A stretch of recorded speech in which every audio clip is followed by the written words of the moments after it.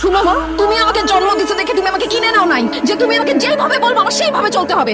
আমি আজকে তোমাকে ক্লিয়ারলি বলে দিতেছি, আমি আজকে থেকে তোমার কোনো কথা শুনবো না।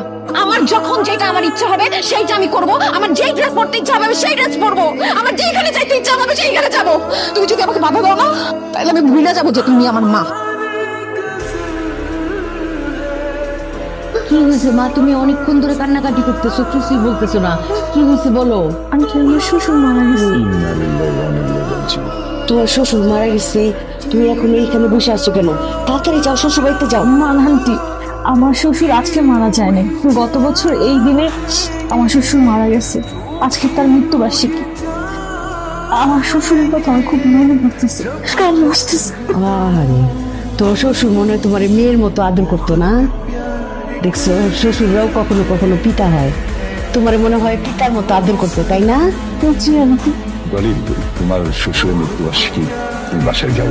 আমার জামাই হয়তো মন খারাপ করে বসে আছে, যাও। খুব মন খারাপ, যাও। জি আন্টি, বাসায় যাব।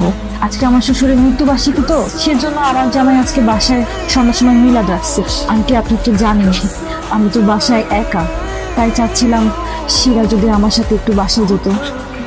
মিলাদ পড়ালে তো অনেক হুজুর আসবে, আত্মীয় স্বজন আসবে, অনেক কাজ আমি তো একা করতে পারবো না। আন্টি, আপনি যদি অনুমতি দেন তাহলে আমি শিলাকে আমার সাথে করে বাসায় নিয়ে যেতে চাচ্ছি।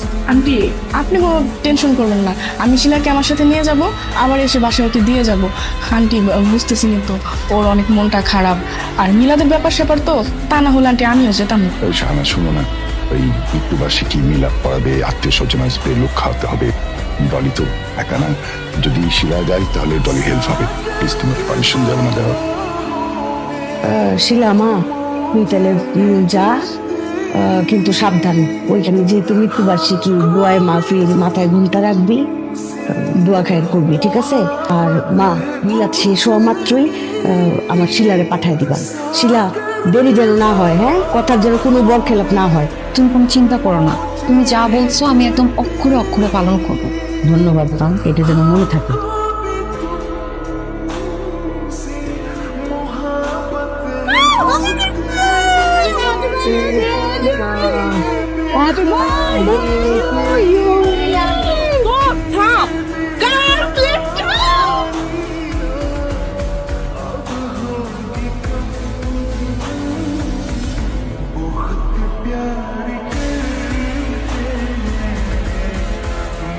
আন্টি, আমি আপনার সাথে মিথ্যা কথা বলেছি। আন্টি, আপনাকে সত্যি কথা বললে তো আপনি শিলাকে আসতে দিতেন না। তুমি এত বড় মিথ্যাবাদী একটা মেয়ে। তুমি বলেছিলে যে তোমার শ্বশুরের মৃত্যুবার্ষিকী, এটা মৃত্যুবার্ষিকী না? রংঢং করে তুমি মৃত্যুবার্ষিকী পালন করছো। তোমাকে বিশ্বাস করে আমার মেয়েটাকে তোমার সাথে দিয়েছি। হ্যাঁ, খবরদার, তোমাকে যদি আমার মেয়ের সঙ্গে আর কোনোদিন দেখি, তোমাকে আমি উচিত শিক্ষা দিব। তোমার বাবা মা তো তোমাকে বিন্দু মাত্র শিক্ষা দেয়নি, আমি দেবো তোমাকে শিক্ষা। শিক্ষা দিবেন মানে? আপনি কি লেকচার হয়ে গেছেন নাকি প্রিন্সিপাল হয়েছেন? আপনি আমাদের সামনে আমার ফ্রেন্ডকে আপনি থাপ্পড় মারলেন, তো বড় সাহস আপনার! আর কি পাইছেন আপনি? হ্যাঁ, আপনি কি একাই মেয়ে জন্ম দিচ্ছেন? আমাদের ফ্যামিলি নাই, আমাদের মা নাই, এখানে তো আরো কিরা আছে, ওই ওদের মারা এসে তো ঝগড়া করতেছেন। আপনি সব জায়গায় যায় শুধু ঝামেলা পাচ্ছেন। শুনেন, আপনার মেয়েকে যদি এত ছোট মনে হয় না, আপনার মেয়েকে আপনি কোলে বসে রাখেন। আর তুই আর আমাদের সাথে মিশবি না, যা তোর মার সাথে যা। আয় মেয়ে, একদম চুপ, খবরদার আর একটা কথাও বলবে না। আমাদের সব মায়েদের মতো আমি না, আমি অন্যরকম মা। শিলা, ছি ছি ছি ছি, ভাবতেও লজ্জা করছে যে তুই আমার মেয়ে।